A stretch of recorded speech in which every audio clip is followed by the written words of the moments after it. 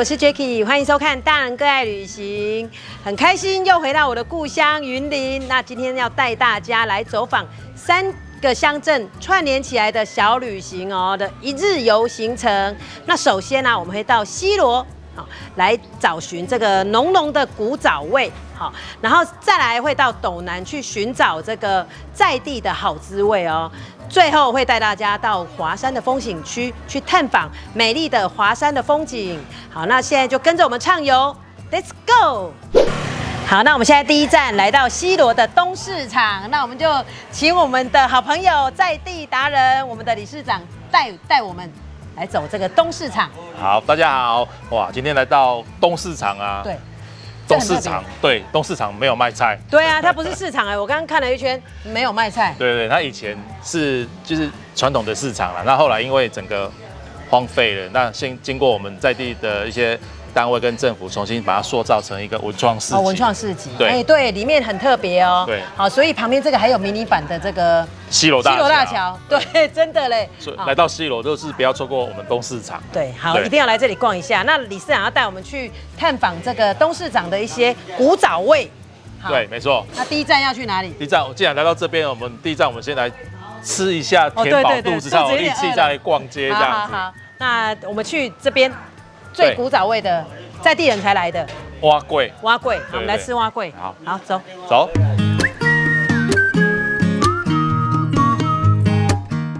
好，我们现在带你来吃我们西螺夯阿拉的美食。哇，在地人的早餐。对，碗粿，古早味碗粿，这是在我们东市场里面的一个碗粿，然后运用我们西螺最有名的西螺米下去做的。哦，对。啊，这个上面这是什么？导入酒。哦，导入酒，然后淋酱油膏，然后再加菜脯。我真的来这种地方就要吃这种古早味的小吃，这样才够味。它那个真的不会死咸哎，其实这个有点甜咸这样。对啊，真的那个西螺米做出来的碗粿就不一样，对 Q 哦。而且酱料的话，它除了是酱油之外，还有用那个糯米去磨成酱，两个调和在一起的，就是我们俗称的米酱。米酱。所以来东市场，记得先来填饱一下肚子。东市场古早味碗粿。对。阿敏碗粿东市场阿敏碗粿。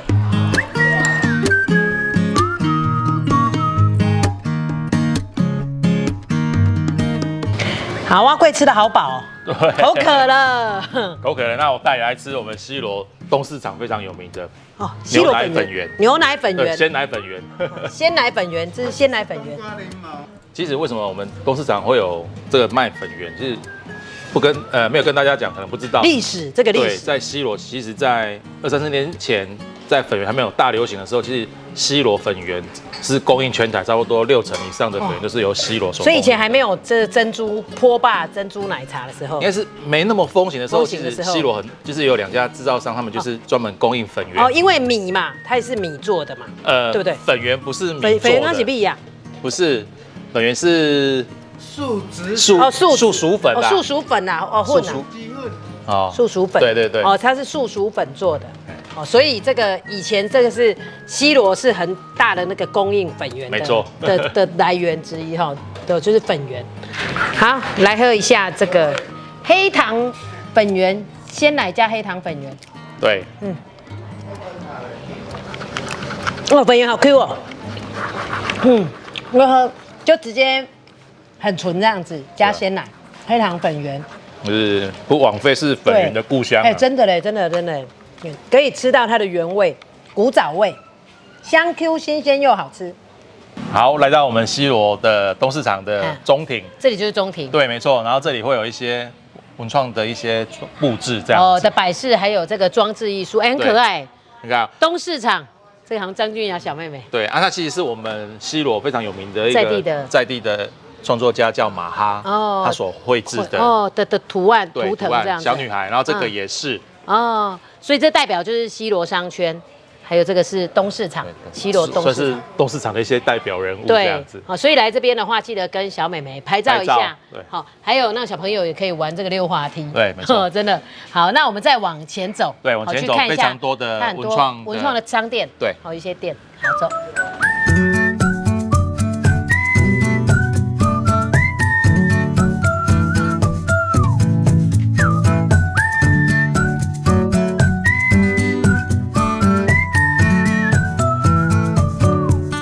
哎，那这里这一家很特别，米行永丰米，哎，对粮行，哎，对，这是很复古的哎，一对，个。它里面是布置仓库吗？本来是仓库吗？不是，它原本是在以前也是个店家，嗯，对啊，后来这个黄老板他把它就不改成这样子的真的一个风格。哎，真的很特别，它这个粮食五谷杂粮，哎，对所以它卖的是五谷杂粮，它摆饰的很年轻化，对，它非常有文创，哎，味道的一家有味道，店。哎，我觉得这个日本人最爱，它这个感觉有点像我们在大稻城那边看到的，它那个这个摆设这样子，就很多观光客就喜欢这样，哎，小小的很精致，而且里面的陈列布置，其实它就是尽量保持原貌。嗯，对哦，就是这里面的原貌，，对，老屋的一个对啊原貌这样。哎，真的老屋哎，可以看一下，这一间好有特色哦。好，那这边延平老街的建筑好有味道哦。对啊，就是我们老街系，你看现在看到这个就是要做钟楼，钟楼对，钟楼咖啡啊，它前身叫金玉城商会。哦，金玉城哦，所以它这个是说，理事长说这个是这边的建筑很多都是拼贴式的巴洛克式建筑，对没错它把它保留下来。对，要保留下来，而且它就是都有他们当时开店的含义，就对。所以你说这个它前身是金玉城是专门在卖钟表的，所以它上面就有一个钟楼。对，没错。哦，就是把它等于它的职业，好，它的贩售的商品贩售的商品跟它的建筑上面有一个代表性结合在一起哦，所以这整排看下来，真的很多家都有保留这个当初巴洛克式建筑，对，都不一样的，他们的对造型每个都不一样，都短短我看那个介绍说都是差不多2层楼，2到3层楼对，高而已， 3层楼高而已。哦，对，哎，所以其实这里很有那个味道。对啊，觉得来一趟东市场啊，然后走这个延平老街真的很有历史，好，走入历史隧道、时光机，对好，真的很适合来这里走一走。对，好，那我们继续走。好。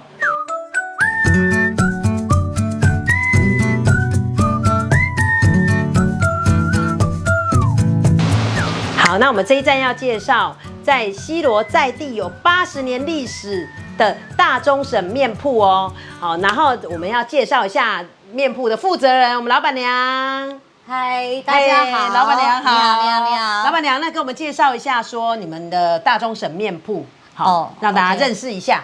好，因为我们是我们在地最老历史悠久，对，80年，80年了，对，哦。一刚开始我们家的那个面是以面线为起家，廖家面线，对廖家面线制面厂，对对。哦，那后来因为我为什么会跟他取为大中省，就是说因为这个事业是公婆留下来的，那我以他们的2个名字而为结合。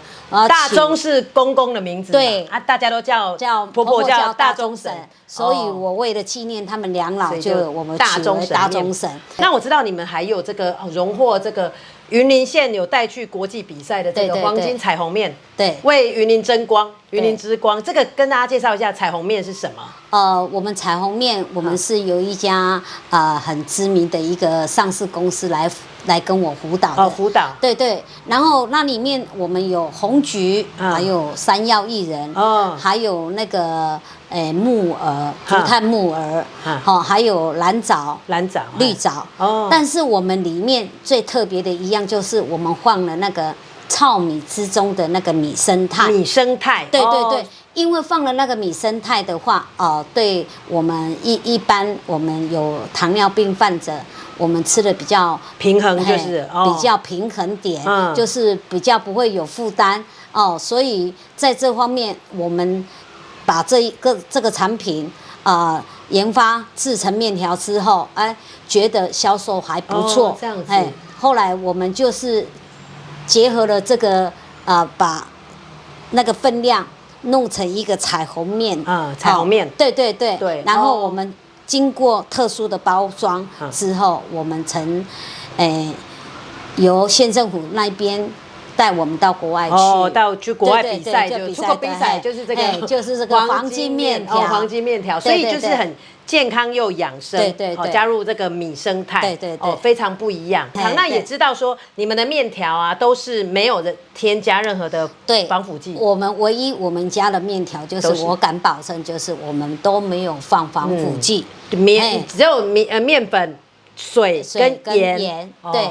这基本的要件啦，对，所以来吃大中省面铺的面线啊，还有面条啊，真的品质有保证，很健康，要吃得安心。对啊，那我听说就是老板娘你有去日本有去学习一个叫做日晒挂面的晒法，对，好，那可以带我们去参观一下。OK， 好，那我们去里面去参观一下，怎么样？日晒挂面，好。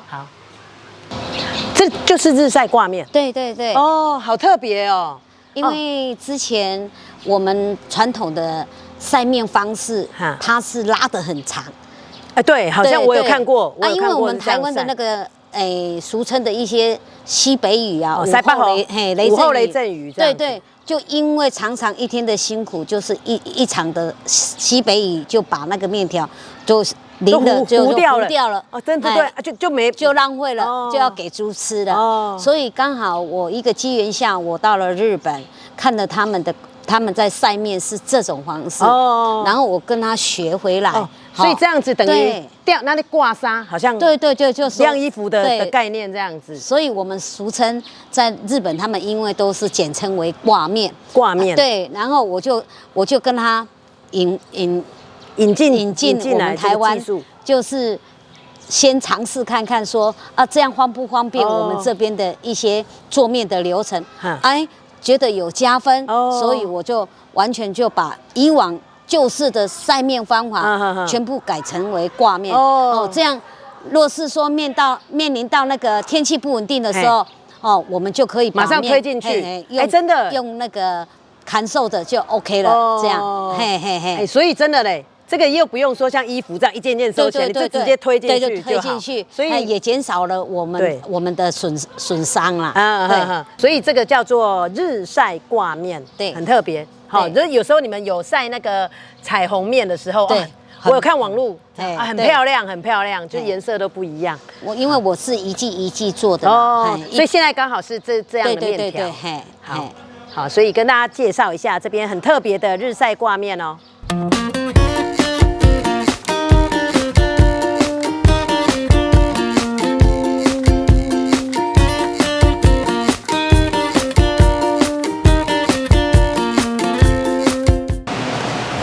吃午餐了，我们现在来到斗南吃午餐。那来斗南当然要找我们的好朋友罗理事长带路。大家好，罗理事长带我们来吃这家非常特别的餐厅，跟我们介绍一下。对，一般我们吃饭来讲的话，我们一般都是假饭的那个，但是我们今天要吃的是健康，讲求健康讲的有机，它是有机健康，所以我们今天来这边是有机认证的餐厅哦，所以叫做小猪漫步，很可爱的店。等一下我请那个老板漫步出来。漫步出来，老板跟我们介绍一下。老板好。大家好，我是小弟仔散步。小弟仔散步，小猪漫步。对。老板听说这个卤肉饭是隐藏版，因为现在刚好卤肉饭节。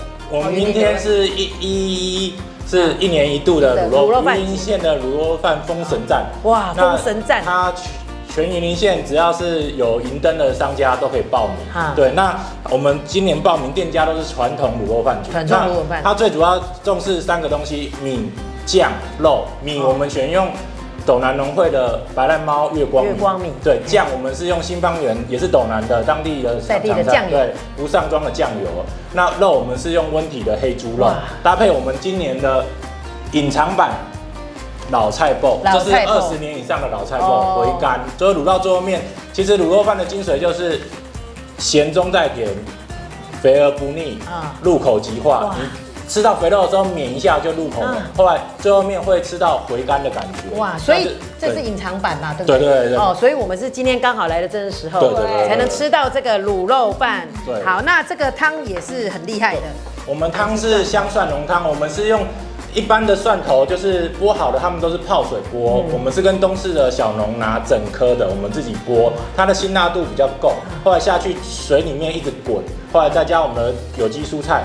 滚完之后，我们是不会像人家外面用淀粉再去勾芡，我们的东西是，因为淀粉会造成身体的负担，后来在外面稍微用果汁机搅一下，那它的味道会比较浓。那蒜头是有一个硫的成分，对身体很好，当然会比较辛辣，可是它那个吃下去的时候对身体很好，所以很香真的很香，就是那个蒜香很浓，很天然的食物的原形原味。好，所以还有你们店的特色是有这个玉米笋嘛，对不对？对，我们这个是有机的红须玉米笋，它比较不一样的地方，它从小到大都是长玉米笋。一般的玉米是小时候摘玉米笋，之后就变玉米。对，那它因为是有机的，才可以熬这个玉米须茶。所以我们喝的这个就玉米须茶，真的很好。我建议是有机的在熬，为什么？因为须里面如果你不是有机，它农药最多，你又这样熬个15分钟，我只把农药喝下去。对，而且玉米须茶的目的就是消水肿利尿。我们一天站了很久，腿会肿大嘛，小腿肿大，那你不要每天喝，因为它是属于比较凉性的东西。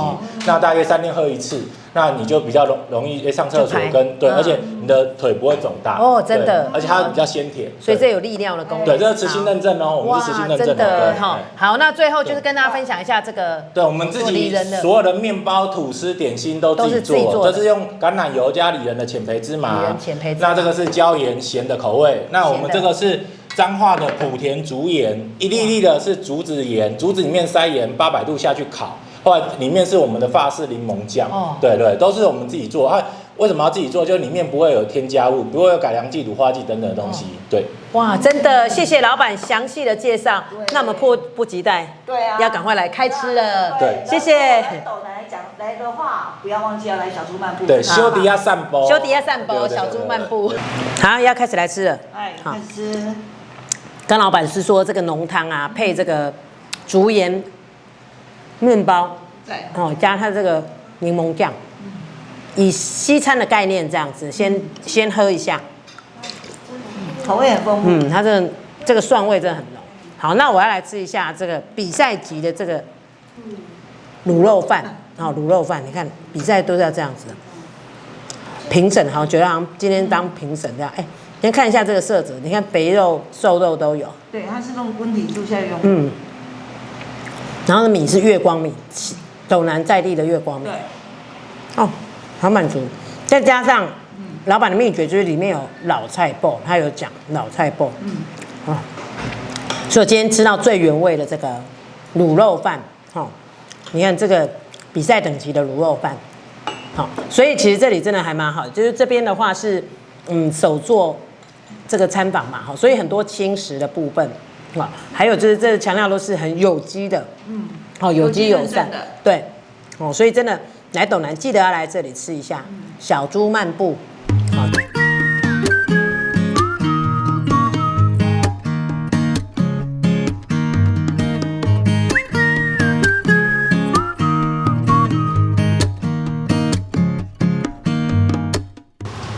好，我们这一站请理事长带路，带我们来这一家非常低调、隐藏在这个乡间里的这个很知名的酱油工厂。对，而且是全国不上庄的酱油，所以叫第一名哦，叫做新芳园酱油工厂。对，一来就闻到那个阵阵的那个酱油香，超香的，很浓的酱油香。好，那我们继续参观一下新芳园酱油工厂。对，很棒哦。这是我们酱油王子。酱油王子，对，哇，老板好年轻啊，所以传承第3代了，对，我是第3代，已经快80年了，是我们的产业76年了，哇，超厉害的，还得到这个全国第1名的荣。对，那老板跟我们介绍一下，就是你们新芳园酱油，是，对，我们新芳园酱油就是我们是主打不上妆酱油，不上妆啊？什么叫不上妆酱油？一般的酱油就是它会加，第一个不是加色素，不然就是加一些2砂糖，然后再去帮它上色，然后我们家的酱油就是说，它每用酿造的时候的那个时间，会决定它的颜色跟它的香味。但是我们每一批出来的酱油颜色不一样，都不一样，不是说你看到黑色就是黑色对，所以它有可能琥珀色，还是再深一点的颜色。所以我们一般吃到外面的那个，在就是尤其像那种餐饮好小吃店啊、餐厅的，它那个就是上色的酱油。对，有的它就会上焦糖色素。哦，因为颜色卤出来就对，欧金这样。就是说，人家现在讲的那个老抽，像老抽，其实老抽都是用焦糖色素下去上色。老抽，对，老抽就是老抽素种的那个酱油。对，这样子。老抽就是它颜色很深嘛，它是为了像譬如说我们要卤猪脚啊，还是要让那个色泽比较光亮一点，所以它就要弄色素。原来这样，所以你们的这个这个就是最天然的颜色，是不是？对，这个就是没有，这个就是没有上妆，没有上妆的。没有上妆，所以它本质就是像这种琥珀色。琥珀色。因为它是用糯米下去勾芡。做成油膏。这样油膏就是这样子。对，就是它加糯米加起来就变这样。对，就这样子。所以很像极酱的感觉。所以你看它颜色就不是酱油，就不是酱油，所以这不上妆，就裸妆啦。对。那上妆的就是。这种对，像这个就是有加对，这个就有加，就是这个色泽看起来就差很多，对在阳光下会差更多，对不对？对，看得出来嘛？对，所以这个就比较透彻嘛，清澈，这个就比较黑，对。所以原来是这样，不上妆，所以应该是这样，就是说自家人要吃的话，自己吃的都会来买这个。就是不上妆。对，因为其实是我我大概10年前回来接的时候，因为我去打开瓮里面，结果我看瓮里面的酱油不是黑色，就觉得奇怪，就很好奇，然后问我的上一代的长辈之后，他说现在那个以前酱油都是有上那个焦糖色素，焦糖色素。对，我回来的时候，我就是把最天然的颜色把它呈现出来，再把它呈现，所以都也可以，客户可以选择这样子，对，也是可以选择，你也可以选择上妆不上妆，对，好，那我知道你们有一支很明星的商品，就是这个，就是赤枪酱嘛，赤枪酱，对，这个全省好像从南到北，从西到东。对，有餐饮店、小吃店都看得到你们家的赤枪酱。今天总算看到，很好吃。对，发源地在这里，这样子，真的很厉害。好，那我们老板可以带我们去参观一下你们后面就是怎么样制造这个酱油。好，我们先去瓮缸那边。好，那请老板跟我们讲一下这个酱油的制成过程，这样。一般酱油就是用黄豆还是黑豆？黑豆。对，有2种可以选，有2种黄豆、黑豆。我们是做纯麦，所以我们原料就只有豆子，黑豆跟黄豆，我们没有加小麦。没有。对，然后豆子就是一进来的时候，就是我们会先把它煮熟之后，然后再加那个酱油的种曲。对。曲就是对，加曲之后，然后曲它，因为我们现在没有在发酵啊，所以它曲上面会有白白的一颗。附着它那个曲要5天才能植入到那个豆子里面去，对，然后那个豆子再放到这个瓮里面，我要等于让它发酵5天之后，对，有长出那个曲白白的，就是白白那个有我们有看过，对，像那个，然后再入到瓮里面去，再把它上面放盐，再放海盐，铺盐这样，对，最快什么时候可以？最快有120天到180天都可以，120天就是4个月，对，到6个月这样子这个像这个是我们家的酱油都放在1年以上陈年酱油，对，我们有1年到10年的酱油都有，1年到10年，对。那放越久就是它越浓缩，对不对？应该说它每一年的风味跟颜色会不太一样，都颜色不一样，对。所以这个是108年的，对，4月，对，差不多4年多了，这个是4年多，108年的，对，就是还是白白的嘞盐。对，它的汁会在下面，在下面这样子，对，汁在下面，所以这个其实也是可以吃的，都可以的所以这边都是，那怎么样分辨啊？你们怎么看？我们里面都会有，就是打开之后就会有都有标记，对，原来是这样，所以就是这边就是你们都是纯手工，是这个瓮这样子纯。整个酿造就是对天然酿造的，天然让它发酵酿造的酱油所以不上妆的酱油就是弄出来之后，我没有再加色素就可以食用然后它每个年份出来的酱油的颜色跟味道会不一样好像酒对，跟酒一样，就是那时候我回来做的时候，就是要把它跟酒一样嘛，年份好像 whisky 这样放越久，它几年就是会跟一般的酿造酱，比如说它就设定在180天，对，就180天没有，我会超过那个时间，然后去研究它那个味道就是去试看看说放了越陈年它会不会越好其实反而这个价值越高，对不对？它的浓香度会比较好对，真的所以其实酒也是跟那个酱油跟酒的道理一样，是就是放了越久它越就越陈越香啦，对，越陈越香。对，哦，所以这个就是制造的这酱油制造的，哎，这是晒天然的这个，所以这下雨什么都没关系。没关系，为什么它用这个陶瓮缸？嘿，因为它这个会吸热。哦，它吸热的温度就是比较适合它那个种曲在发酵。哦，在里面发酵这样子。对的温度。哦，对。好，谢谢老板。那这个先把它盖起来。好，老板要跟我们分享一下你的传家宝。对。这用就是我回来接的第1年自己接棒，所以10年的嘞，对，10年放10年，哇！所以我就是有一个实验的心态，就想说酱油到底可以放几年，然后它味道每一年会有什么变化？哦，对，所以我们现在来试试看，你可以试试看看，我有这个机会吃到成年，跟你在一般外面吃到酱油不一样。你看这个就比较，很黑，这个就比较深一点，对，很深嘞，就真的不一样。它入口是咸的哦，所以它可以不用上妆，就是那么深了。没有，这个是它酿的时间越久，日曝时间越久的时候，它这个颜色自然的，对，所以它是天然的，对，有那个闻到那个豆子的味道，豆味很浓，对，豆味很浓，哎，有咸味了，豆味很浓，所以咸应该是豆子跟盐合的，对不对？对，对，豆香味很浓，哎，哦，原来10年就是不一样。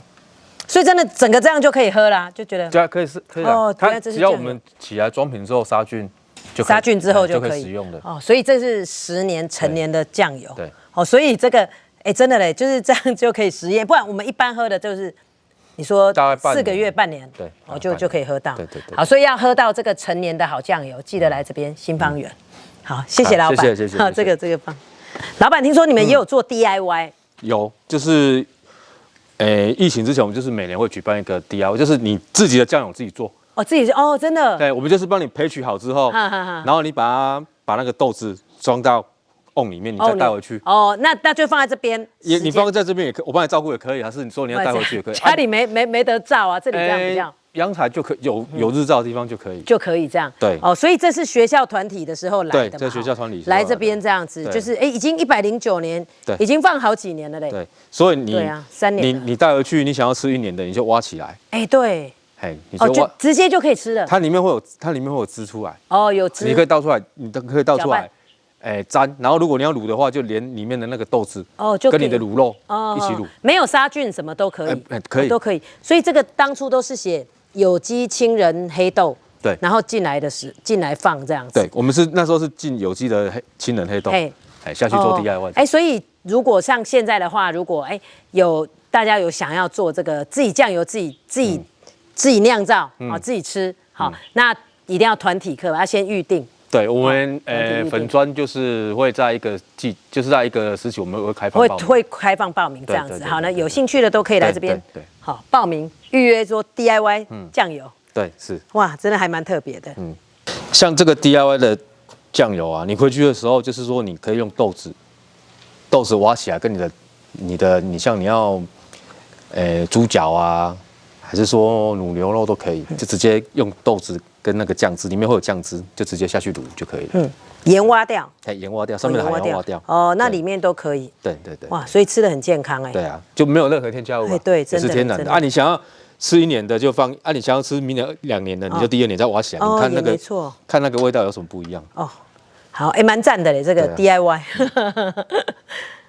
老板，你说这是你们煮酱油的地方嘛？对，就是刚才你看到里面那个瓮的豆子，然后它最后一个步骤就是把豆子跟里面的豆汁放到这里面去煮，再加水稀释，对，有一个比例这样煮，对，煮完之后，然后机械会把它装瓶装，对，玻璃瓶嘛，在这边再杀菌，再杀菌，对，所以一定都是要玻璃瓶才能整个一批杀菌这样子，原来我们看吃的酱油是这样来的，是，真的很浓那个香味好香哦，我们刚刚在车停在外面就闻到那个香味了，所以一罐酱油原来是这样来的，对，好你这边就是有吃到要陈年的，也有陈年酱油这样子，对，原来是这样，然后你要有色素，有没有？对，都可以量身定做，都可以，可以裸妆不上妆，也可以上浓妆都可以，对，好，谢谢老板，所以这里真的可以量身定做。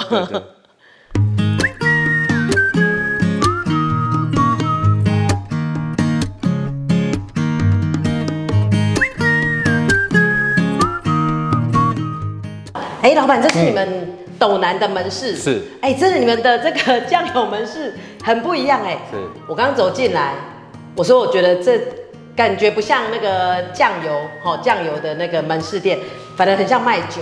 是，哎，真的很精品的感觉。是。那老板，这些都是你们这边都是你们主打的商品，就是。对。我们的酱油分有零添加物跟有添加物的酱油。啊，零添加物跟什么？就是这边。嘿，对，这边是零添加物的酱油，然后这边是有添加物的。哦，所以这边就是不上妆的。对，不上妆的。哦，这边是有加。有加我们就一款，其他都是没有加的。哦，这都没有加，这都没有加，只有一款有加。哦，所以这都无防腐剂、无焦糖色素。对。哦，那有加的是这边嘛？对，就这边。就这边这样子，就是，可是这个也是你们明星商品。这个算是一般我们商业用的，小吃店在用的。哦，对啊，就是到处都可以看得到的这样子。好，老板，听说你们有那个比赛全国第1名的酱油，是哪一瓶？这支就是我们台湾酱油制，然后全台100款酱油，然后它是出来每家盲测。哦，对，就是他出来，你们工厂就说，你们有他想要指定，他说他随便拿那个酱油去，然后盲测，然后评审这样子。评审他们就是他们会下去烹饪煮，然后用下去实验。说看它的香气，哇，真的太厉害了。对，所以当时就是以这一支，这个叫原生，无调味、无零添加的黑豆酱，对，黑豆酱，对，荣获全国第1名，太厉害了，掌声！谢谢。哦，所以真的来这边真的对，可以买到全国第1名的酱油。对，好，谢谢。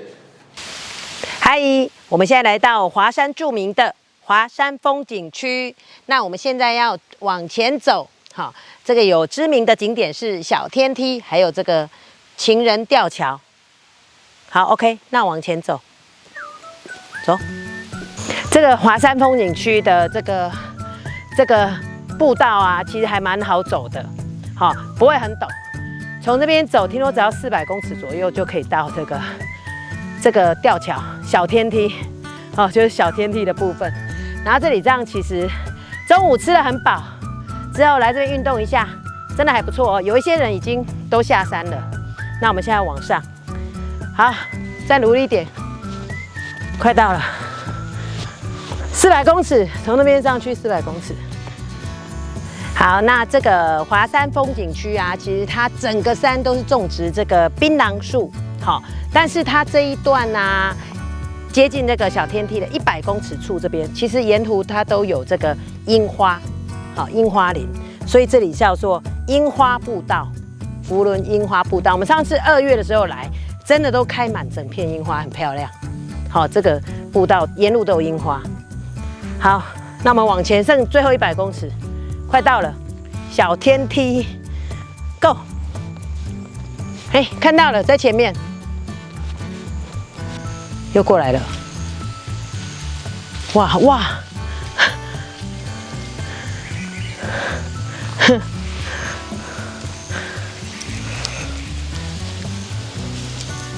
好，这里上去就是小天梯了，超快的。刚刚看到好多猴子哦，现在游客比较少，猴子就出来了，猴子在荡秋千。好，那我们上去小天梯，走。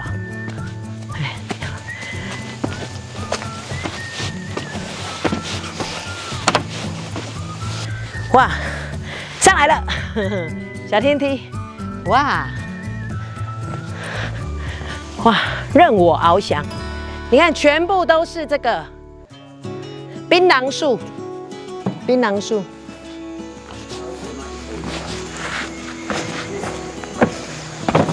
这个有阶梯哦。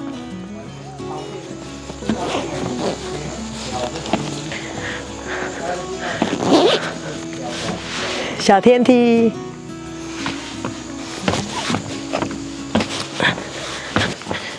好，我们从小天梯上来了。其实小天梯真的很轻松，平易近人。好，所以我们现在要挑战难一点点的，就是要上去情人吊桥。情人吊桥就要开始走这个阶梯了。好，还要怎样一直上去？好，趁这个天黑之前要上，走。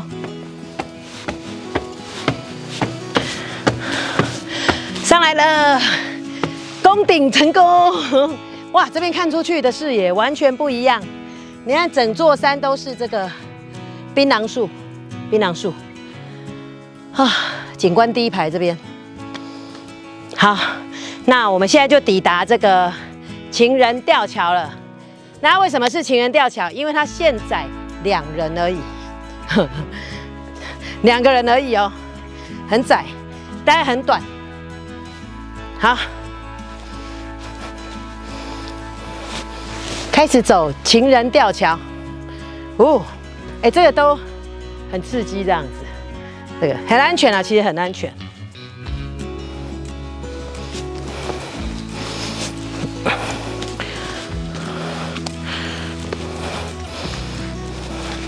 哦，只有2个人哦。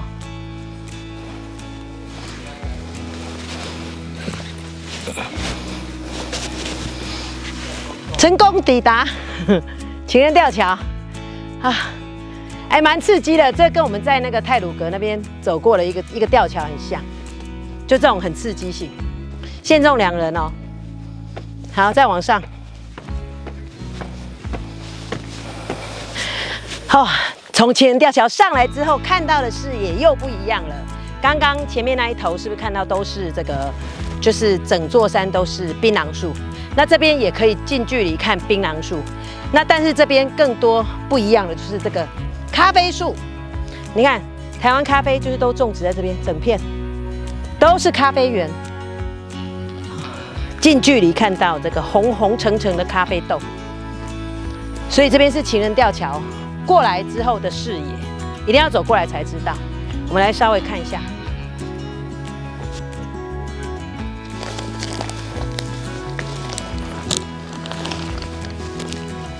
好，那我们现在看到全部都是满满的这个咖啡园。那这一区呢是这个石墩咖啡园的咖啡豆，他们种植的咖啡豆。上次我们也有访问过石墩老板。好，所以这边整片都是除了这个槟榔树之外，就是咖啡园。这里空气真的很好，很舒服。好，所以其实来这边华山风景区，好，那除了可以喝咖啡之外啊，那记得吃完饭可以来这边散散步，走上这个小天梯，然后再爬个阶梯上来，情人吊桥，走过来这边看看咖啡园，近距离接触这个槟榔树，蛮赞的哦。耶！我们爬完山了。从华山风景区下来之后啊，那我们一定要来华山喝个道地的咖啡哦。那我们今天选择的是来华山游客中心来喝一杯热腾腾现泡的咖啡。好，那我们去华客中心休息一下。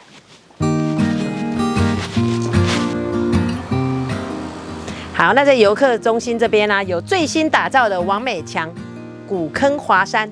那我们也来拍照一下。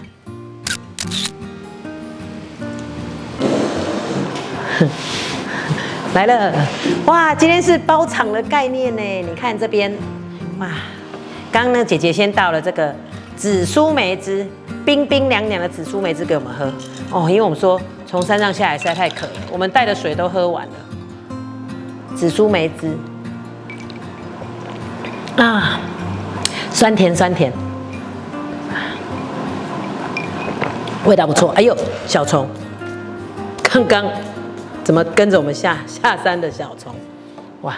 所以记得来爬山要喷防蚊液，我们今天忘了带，然后或是穿长袖的，不然会有小虫。好，来休息一下。啊，我们的咖啡来了。那我们喝完冰冰凉凉的紫苏梅汁之外，现在要来喝这个。好，现磨现泡的手冲咖啡，台湾咖啡，好香哦！他刚拿进来就觉得哦，闻到那个浓浓的咖啡香。好，等一下，这个有水，哇，整个精神都来了，喝口这个。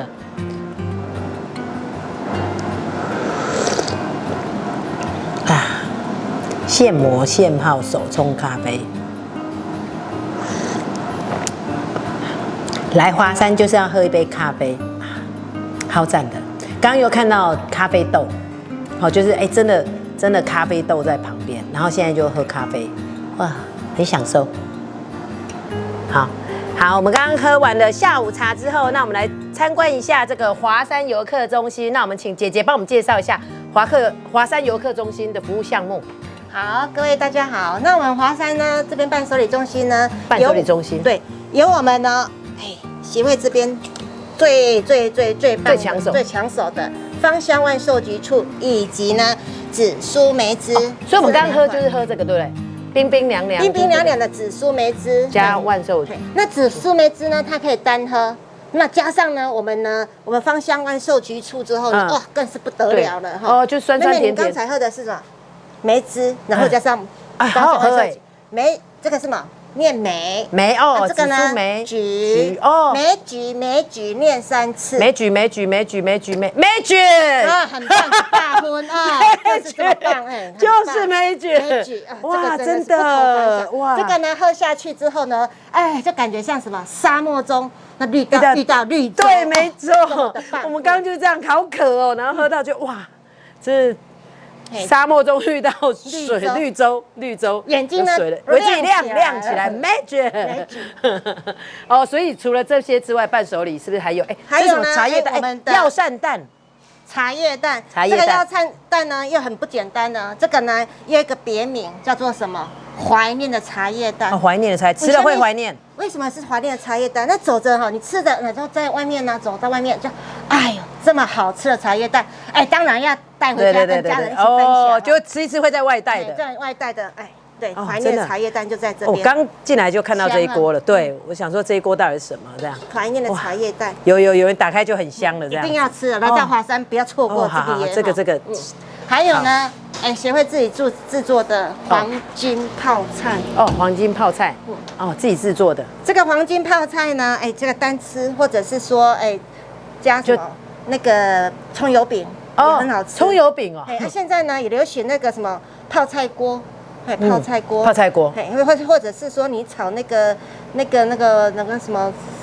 什么的菇类的还是什么菇类的，把它炒一直炒。可是我喜欢单吃，就是吃饭前这样配开胃，非常就整个胃都开了这样子哦。黄金泡菜所以也是协会做的这样子，自己做的。哇，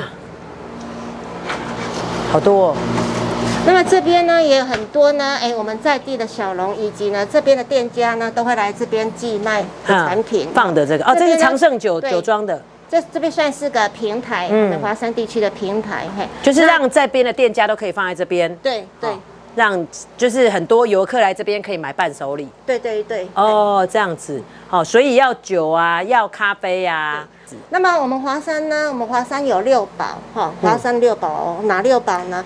有笋瓜，还有香菇，还有咖啡，还有茶油，还有茶叶，还有苦茶油，对。那还有一种呢？蜂蜜，对，就是六种。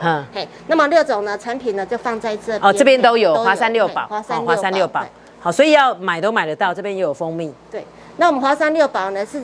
主推的6宝呢，融入在那个餐桌里面这样子。对，所以蛮多餐，我们知道之前吃餐它有那个6宝餐，对，很棒的。真的，所以来这边就是都一定要吃在地的食物，就是这个6宝。那这边也都有，两边都有嘛。对。所以其实这边真的游客中心真的应有尽有应有尽有，还来家他们说来家胆散胆散什么？胆散就是说吃不饱的就嘴嘴馋的啦，就是说因为这边的餐厅非常多，也有特色，然后这边吃一吃之后，然后逛一逛之后，如果累了想要吃个零嘴，就来这边华山游客中心，什么都有。你要吃的喝的，累了也可以刚我们休息吃的喝下午茶的地方，都可以喝个咖啡，喝个这个紫苏梅汁，对。还有呢，可以体验我们的 DIY 对，还有烘豆 DIY。对，上次我们有来通过，有来这个做过这个烘豆 DIY，真的包罗万象好，所以记得来这边的话，华山风景区这边还有咖啡大街这边，这边走走逛逛的时候，那记得进来一下华山游客中心记得进来。华山游客中心一下找一下，这边的姐姐都非常好，都好热情哦。好，谢谢你，谢谢。现在已经天黑了，不过来华山天黑了先别急着回去哦，因为华山的山上有非常多非常赞的景观餐厅，可以边吃晚餐边享受这个百万夜景。哇，是不是超美的啊？所以我们也决定在这边先吃晚餐，边配这个百万美景，然后吃完再回家哦。好，那我们今天的影片也介绍到这边了，那希望你会喜欢这个游程哦。那就下次影片再见了，拜拜。